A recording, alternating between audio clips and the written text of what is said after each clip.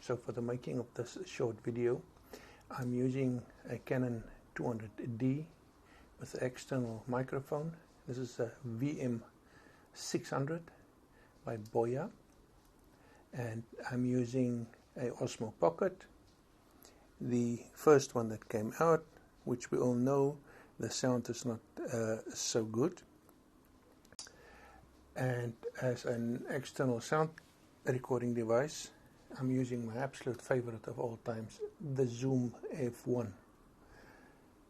Why I like this little device so much, it's small, it's durable, it's reliable, it's easy to carry around, it comes with a belt clip, you can work it through a belt on the side there. You see immediately what you are recording. In other words, the settings are visible right on the front part of the equipment. So this is the sound.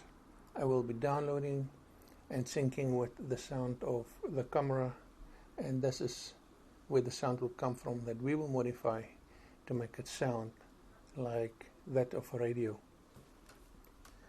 So once I've downloaded the sound, we will go through the 5 steps. I'm going to make it as quick as possible. It's going to take you a couple of minutes to do this, and it will allow you to make your sound, your voice specifically, sound absolutely phenomenal. Let's go for it.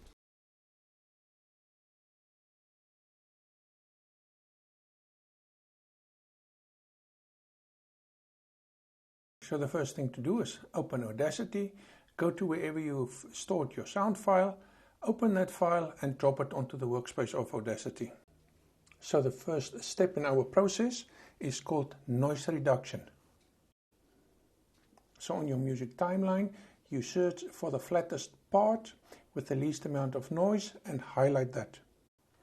You should select a sound clip which is at least 0.05 seconds long.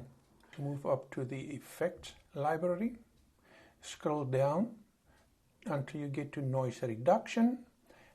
First, get the noise profile. That will copy your highlighted part on your soundtrack. You need to highlight your entire sound clip by clicking right at the top of it. You open up the effects library again and scroll down once more down to noise reduction as click on the OK button. I have found that the default values on compressor suits me well for my purposes, but once you've tried it out and you feel that you need to adjust, it's as simple as sliding these sliders up and down. In order to apply the compressor, you go to the effects library again and scroll down to compressor. Step 3 would be the limiter, and the limiter allows you to increase the volume of the softer parts without affecting the louder parts. To apply the limiter, simply go to the Effects tab and scroll down to Limiter. Under Type, I have found that for voiceovers, a hard limit suits best.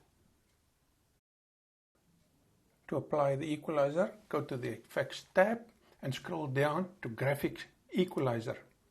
Under the Graphic Equalizer, go down to Manage and select Factory Presets. And the first step to do is select Bass Boost. Click on it, say OK, and it will be applied. The next step, go to the Effects menu again, scroll down to Graphic Equalizer again, Manage again, Factory Presets once more, and select Treble Boost. And once again, select OK. The fifth and last step is to normalize your track. To apply this effect, go to the Effects tab, scroll down to Normalize, and select Remove DC Offset and normalize peak amplitude to a -1 dB. And that brings us to the end of your modification on your sound clip. You can now play it back and hear if you are happy with the adjustments that you have made. This is also the part where I see where there's a little bit of noise in the beginning and the end of my clip, which I normally highlight. and I cut them away with the cutting tool. Once I'm done with that, I go up to File and I select Export, and I export it as a MP3 file. Once the export is finished, I can now import my MP3 file into my editing program, which is Final Cut Pro.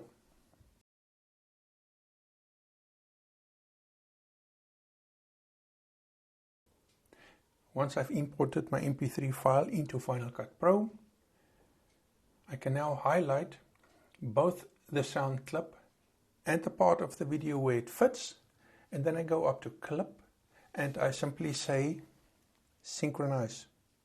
And Final Cut will use both sounds and give you the best sound possible. Once synchronization is finished, you get a new video clip with the new sound attached to it.